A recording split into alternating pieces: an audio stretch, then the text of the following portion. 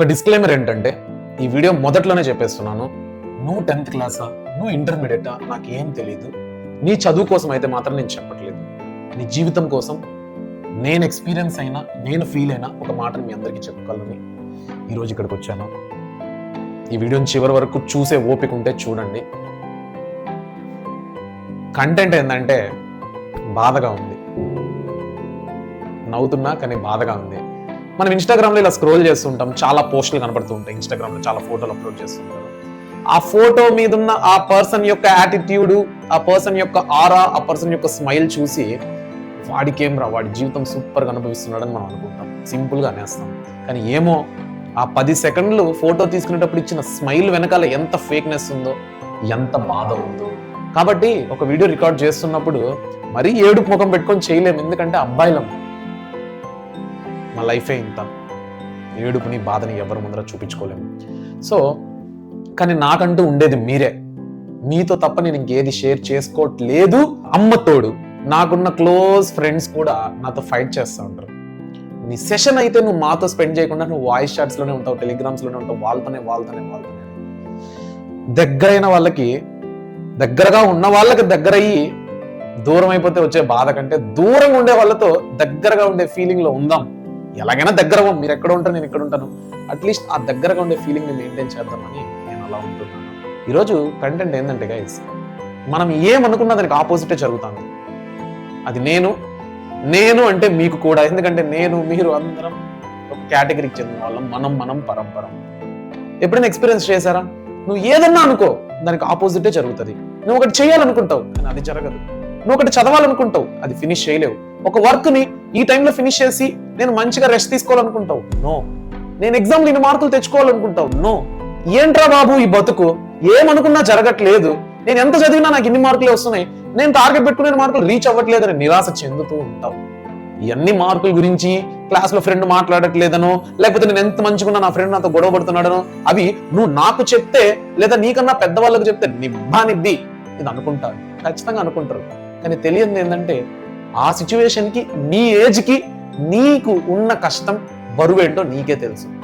దాన్ని దాటుకొని వచ్చిన మాకు అయిపోయింది కదా, దాన్ని దాటుకొని వచ్చేసినాం కదా అనిపిస్తుంది. కానీ ఆ క్షణంలో ఆ బరువేంటో నాకు తెలుసు గైస్. ఎవరికి ఉన్న సిచ్యువేషన్కి బట్టి వాళ్ళకున్న కష్టాలు వాళ్ళకే తెలుసు. మరి ఏం చేయాలి? నిజం చెప్తున్నా, ఏం చేయాలో నాకు తెలీదు.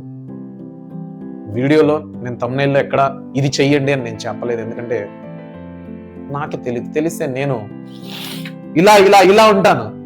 గైస్ మీకు తెలిస్తే కమెంట్ సెక్షన్లో కమెంట్ చేయండి. కానీ నాకు ఒక చిన్న సజెషన్, ఇది చేద్దామా అని అనిపిస్తుంది.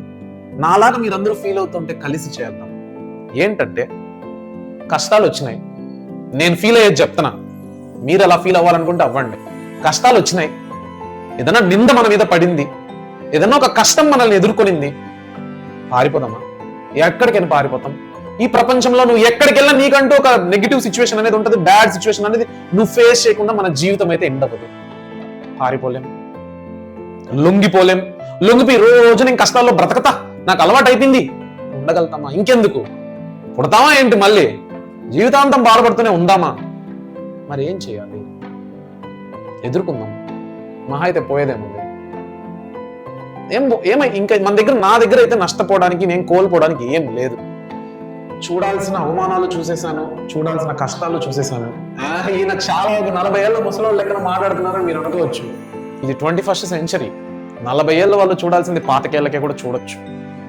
అలాగా చూశాను, ఏమైతుంది ఇంకా అని నేను ఫీల్ అవుతున్నాను. Even bird will fly against the wind. ఎగురుతుంది, అవునా? ఒక ప్లేన్, మనిషి తయారు చేసిన ఏరోప్లేన్ గాలికి ఆపోజిట్ గా వెళ్ళి దాని డెస్టినేషన్ అది రీచ్ అవుతుంది. మరి మనం ఎందుకు కష్టానికి ఎదురెళ్ళకూడదు? ఆ కష్టాన్ని దాటుకొని సుఖాన్ని చూడకూడదు? బాహుబలి సినిమా డైలాగ్ వేయట్లేదు, నాతో వచ్చేదెవరు, నాతో సచ్చేదెవరు, ఆ మరణాన్ని దాటి నాతో గెలిచేదెవరు?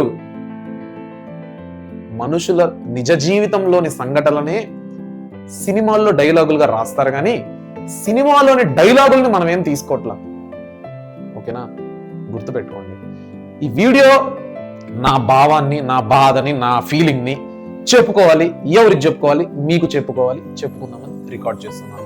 10th class is nothing, intermediate is nothing. నేను చదవలేకపోతున్నానని ప్రెషర్ తెచ్చుకొని ఏడవకు దయచేసి. నీ కన్నీటి బొట్టుకంటూ ఒక విలువ ఉంటుంది. అసలైన కష్టాలు ముందు రాబోతున్నాయి.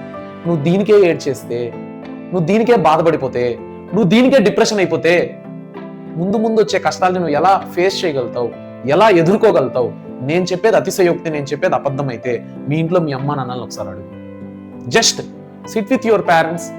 నాన్న లైఫ్ అంటే ఏంటి, కష్టాలంటే ఏంటి, ఒక్కసారి నాకు చెప్పు నాన్న అని. ఈరోజు నీ క్లాస్ అదే. ఏ ప్రాబబిలిటీ చదవడము, ఏ రియల్ నెంబర్ చదవడము, రైజ్ ఆఫ్ నేషనలిజం, యూరోపియన్, నీకు మార్కులు మాత్రమే తెచ్చిపెడతాయి. పాఠాలు మాత్రమే ఇవి.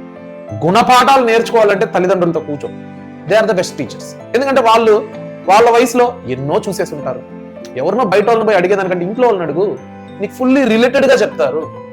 రిలేటివ్స్లో ఏదన్నా వాళ్ళతో ఏమన్నా కష్టాలు అవమానాలు ఫేస్ చేస్తుంటే, ఫ్రెండ్స్ సర్కిల్లో ఏదన్నా అపనిందలు అవమానాలు ఫేస్ చేస్తుంటే, ఫైనాన్షియల్ గా ఎప్పుడైనా టక్కుమని చాలా డబ్బు అవసరం వచ్చి దొరకకుండా ఇబ్బందులు ఫేస్ చేస్తుంటే ఇవన్నీ వాళ్ళే చెప్తారు.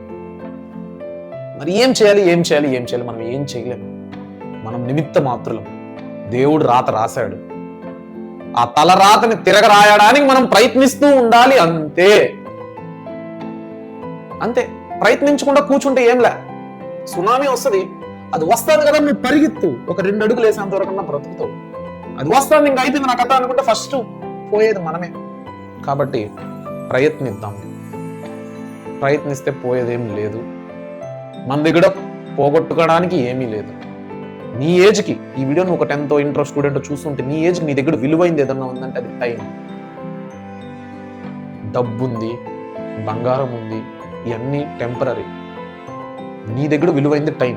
ఆ టైంని పనంగా పెట్టు, సరైన పద్ధతిలో వాడు, దేన్నైనా ఎదుర్కో. ఖచ్చితంగా సక్సెస్ అవుతాం, లేకపోతే ఏమవుతాం, ఫెయిల్ అవుతాం, అంతే కదా, చచ్చిపోంగా. కాబట్టి దయచేసి స్ట్రాంగ్ ఉండండి. ఎంత నాకెందుకురా చెప్తున్నాడు ఆయన వీక్ అయిపోయి మనల్ని వచ్చి స్ట్రాంగ్ ఉండమంటున్నాడు అని అనుకోకండి.